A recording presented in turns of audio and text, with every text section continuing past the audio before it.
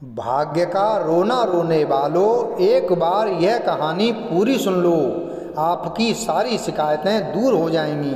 भाग्य को दोष देना या कोसना नहीं चाहिए, क्योंकि यह कर्म पर आधारित है और भाग्य का निर्माण कर्म से ही होता है। ऐसा करने से व्यक्ति जिम्मेदारियों से भागता है और अपनी ऊर्जा व समय व्यर्थ करता है, जो भविष्य को बेहतर बनाने की बजाय निराशा और असफलता की ओर ले जाता है।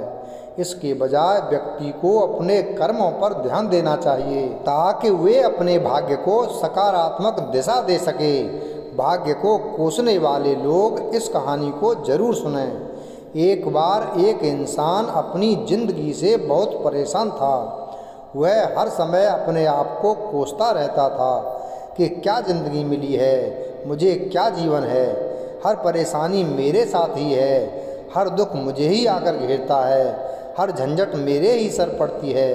एक दिन इसी तरह अपने आप को बैठा हुआ कोस रहा था कि क्या नसीब है, मेरा क्या किस्मत है, मेरी क्या ज़िंदगी है, कि तभी अचानक एक बाज अपने शिकार को पंजों में दबाए हुए एक पेड़ पर आकर बैठ जाता है और वहीं पर अपने उस शिकार को खाने लग जाता है। यह परेशान आदमी जब उस बाज को देखता है तो कहने लगता है कि क्या ज़िंदगी है इसकी, क्या जीवन जी रहा है मज़े का, ना इसे खाने की चिंता, ना पीने की, ना पहनने की और ना ही परिवार की।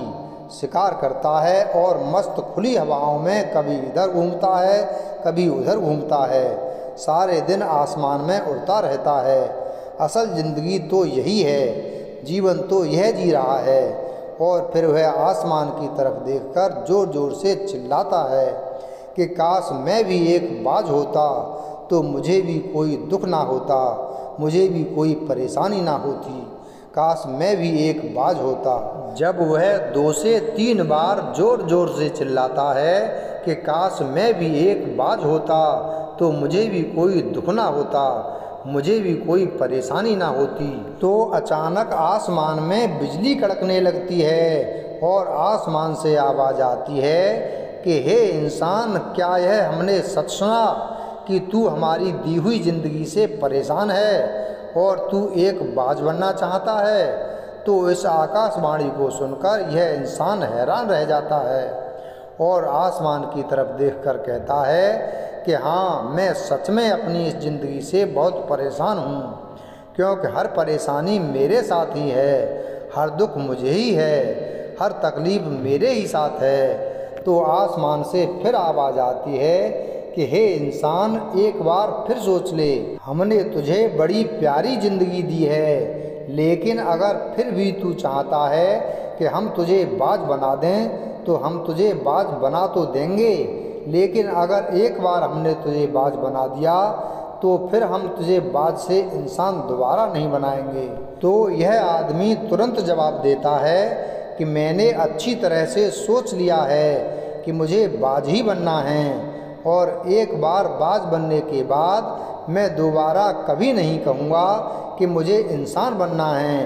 तभी ऊपर से आवाज़ आती है कि जैसे तुम्हारी इच्छा, और वह इंसान बाज बन जाता है। बाज बनते ही वह इंसान खुली हवाओं में उड़ने लगता है, कभी उड़ता हुआ इधर चला जाता है, कभी उड़ता हुआ उधर चला जाता है और सोचता है क्या मज़े की ज़िंदगी है, असल ज़िंदगी तो यही है, ना कोई चिंता, ना कोई परेशानी, ना कोई डर। वह सारा दिन ऊंचे आसमान में उड़ता रहता है, 2-3 मिनट पंख मारता है, उसके बाद पंख मारना बंद कर देता है और लंबे समय तक हवाओं में तैरता रहता है। इसी तरह हवाओं में तैरते हुए शाम का समय नज़दीक आ जाता है और वह सोचता है कि मेरे पास रहने का एक ठिकाना भी होना चाहिए जहाँ मैं रात में आराम से रह सकूँ। तो यह सोचकर वह छोटी छोटी लकड़ियाँ इकट्ठा करने लग जाता है और एक ऊंचे पेड़ पर अपना घोंसला बनाने लग जाता है।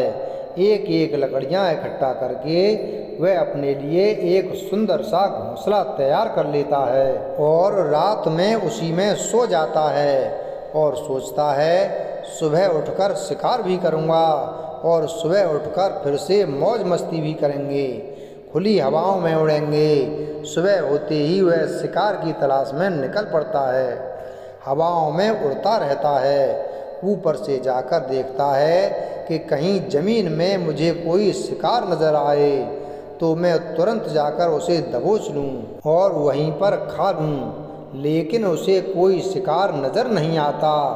काफ़ी समय बीत जाता है, वह लगातार ऊंचाइयों से शिकार को ढूंढता रहता है, लेकिन उसे कोई शिकार नहीं मिलता। फिर पास एक जंगल होता है, वह उस जंगल में चला जाता है, यह सोचकर कि शायद वहाँ कोई अच्छा सा शिकार मेरे हाथ आ जाए। यह जंगल के ऊपर उड़कर शिकार को ढूंढता रहता है, जंगल के अंदर जाकर भी शिकार को ढूंढता है, लेकिन इसे वहाँ भी कोई शिकार नहीं मिलता। शाम का समय नज़दीक आ जाता है तो मायूस होकर वापस अपने घोंसले की तरफ लौट रहा होता है कि रास्ते पर थककर एक पेड़ के ऊपर बैठ जाता है। जब यह उस पेड़ के ऊपर बैठा होता है तो उसकी नज़र एक बीमार चिड़िया पर पड़ती है जो कि दुर्बल अवस्था में होती है। यह तुरंत जाकर उसे दबोच लेता है, उसके पंख निकालकर अलग कर देता है और उसे खा जाता है। उस चिड़िया को खाने के बाद वह अपने घोंसले की तरफ उड़ जाता है और रास्ते में सोचता है कि चलो बीमार चिड़िया ही सही, लेकिन कुछ तो खाने को मिला। वह अपने घोंसले पर पहुंचकर आराम करने लगता है और सोचता है सुबह एक अच्छा सा शिकार पकड़ूंगा और अपनी भूख मिटा लूँगा। जैसे ही सुबह का प्रकाश होता है यह निकल पड़ता है अपने शिकार की तलाश में। हवा में उड़ता रहता है, लेकिन आज फिर कोई शिकार उसके हाथ नहीं आता। काफ़ी समय बीत जाता है, यह ऊंचाइयों पर जाकर अपनी तेज नज़रों से शिकार को ढूंढने की पूरी कोशिश करता है, लेकिन इसे कोई भी शिकार नज़र नहीं आता। फिर यह पास के उस जंगल की तरफ चला जाता है, लेकिन इसे वहाँ भी कोई शिकार नहीं मिलता। इस प्रकार पूरे दिन उड़ते उड़ते शाम का समय नज़दीक आ जाता है तो यह निराश होकर वापस लौटने लगता है और रास्ते में एक पेड़ पर जाकर बैठ जाता है। सोचता है शायद आज फिर कोई बीमार चिड़िया मेरा इंतज़ार कर रही हो, लेकिन हर बार किस्मत मेहरबान नहीं होती है। आज इसे कोई बीमार चिड़िया नहीं मिलती है। यह थक हार कर वापस अपने घोंसले की तरफ चल पड़ता है और अपने घोंसले पर पहुंचकर भूखा प्यासा ही सो जाता है और सोचता है कल सुबह एक बड़ा सा शिकार पकड़ूंगा और आज की भूख भी मिटा लूँगा। रात को अपने घोंसले में सोया होता है, गहरी नींद में होता है कि तभी एक भयानक तूफान आता है। इस तूफान की हवा इतनी तेज होती है कि इसके घोंसले को उड़ाकर एक जगह फेंक देती है और उसे कहीं दूसरी जगह फेंक देती है। तो यह जहाँ पर गिरता है वहाँ नीचे एक नोकदार लकड़ी पड़ी होती है जो इसके पंजे में गड़ जाती है और इसे बुरी तरह घायल कर देती है। तूफान के रुकने के बाद बारिश शुरू हो जाती है। तेज बारिश होती रहती है, पर यह किसी तरह से पेड़ के नीचे छुपकर बैठा रहता है। बड़ी मुश्किल से इसकी रात कटती है। जब सुबह होती है तो बारिश रुक जाती है। बारिश के रुकते ही चारों तरफ खुशियाँ छा जाती हैं, चारों तरफ हरियाली छा जाती है। नदियाँ और झरने तेज़ी से बहने लगते हैं। सब कुछ फिर पहले के जैसा हो जाता है, लेकिन यह बाज अब पहले के जैसा नहीं रहा। इसका पाँव बुरी तरह घायल हो चुका है। इसके पंजे में जो लकड़ी लगी थी उसकी वजह से इसका पंजा बुरी तरह छत-बचत हो गया है। और मैं आपको बता दूं कि बाज का जो पंजा होता है वह उसके शिकार को पकड़ने के लिए सबसे ज़रूरी होता है, क्योंकि बाज अपने पंजे से ही अपने शिकार को पकड़ता है, दबोचता है और फिर अपनी चोंच के माध्यम से नोच नोच कर खाता है। लेकिन अब इस बाज का पंजा बुरी तरह से घायल हो चुका था और वह पिछले 2 दिनों से भूखा भी था। यह शिकार की खोज में थोड़ा सा उड़ता है कि शायद फिर कहीं कोई बीमार चिड़िया इसे मिल जाए, लेकिन कहाँ बार बार कोई बीमार चिड़िया मिलने वाली थी। वह कुछ देर तक उड़ता है, लेकिन फिर भूख और दर्द के मारे थककर एक पेड़ पर आकर बैठ जाता है। वह पेड़ पर आकर बैठ तो जाता है, लेकिन उसे पता नहीं था कि यहाँ एक और मुसीबत उसका इंतज़ार कर रही है। और वह मुसीबत यह थी कि 8-10 कौओं का एक झुंड मिलकर इसे परेशान करने लग जाते हैं। इसके ऊपर आकर इसके घाव में चोंच मारने लग जाते हैं। उन्हें भी पता चल जाता है कि यह बाज घायल है और भूख की वजह से कमज़ोर भी है। यह बाज उनसे बचने के लिए थोड़ा सा उड़ता है और फिर जाकर बैठ जाता है। उनसे पीछा छुड़ाने का प्रयास करता है, लेकिन वह फिर इसके पीछे आ जाते हैं।